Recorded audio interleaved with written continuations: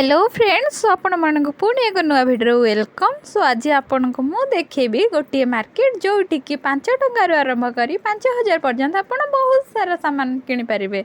आ सेठी बहुत affordable price रे आपण मानक बहुत किछि मिल पारे, जेमति कि सैंडल, शूज, कॉस्मेटिक्स, ड्रेसेस, बहुत सारा ऑप्शन अछि जोटा कि आपण माने मो साथ आसन देखिबा। Let's go.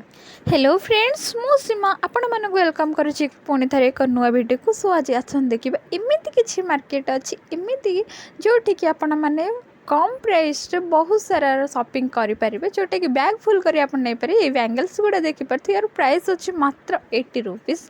एटी बहुत सारा अफोर्डेबल प्राइस रे आपण मानको भ्यानिट बहुत भेराइटी रो मिल जाई परिबो। देन एठी ड्रेस भी बहुत भल थाए, जोटा कि आपण माने देखि पारुथिबे। ड्रेस दुपट्टा भी बहुत भल अच्छी, जोटी कि इठू तो प्राय शॉपिंग करती, तो आपण मैंने भी केबे आसी देखंतु आउ इठू भी नियंतु। सो बहुत भल थाए, देखि पारुथिबे एटिकार सूट गुडा केते बहुत सुंदर हेची, यार वर्क गुडा बहुत सुंदर हेची, एम्ब्रॉयडरी बहुत भी भल हेची। आ एटी शेरवानी भी बहुत भल मिले, जोटा कि मैरिज रे भी आपण माने आसी एठू भी नहीं पारिबे, कहीं एते भल तो कौटी मिले। ये बैग गुड़ा जो देखुं, ये बैग्र प्राइस मात्र होची 100 to 200।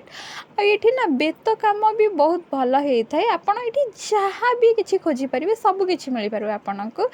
तापर देखो ये चूड़ी तो बहुत सारा अच्छी, जोटा कि अति शोभनीय, अति लोभ, जोटा कि झील मैंने तो जिते बड़े चूड़ी देखले ही लोभ सही हेनी। तापर एत मार्केट सारा बुलिया भितर आम थकी जाइए। ए भाई देखो मो कैमेरा को चाह रही जमी आगर कैमेरा ही देखी ना।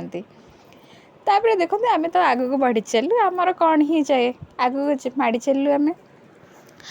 तापर बुली बुली भोक लगी आम टे दुई सांग चाट खाई देलु, देन बाहरी पड़ू आहरी बुलबार आ शॉपिंग करियारे।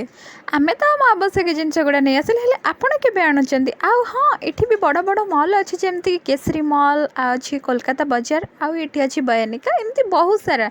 आपण तो आपण शीघ्र आसतु, आठी आपण मन पसंद जिनस सब नहीं जातु। तापर आम फेरी घर को। हाँ, एक कथा भी भूलिबेनी, ए मार्केट हूँ भुवनेश्वर राजमहल। केबे भी आसतु, आईडी सब आपण मन पसंद जिनस नहीं जातु। वीडियोटी भल लगी like, share, subscribe and comment करने को तो आदौ भी भूलिबेनी। Thank you.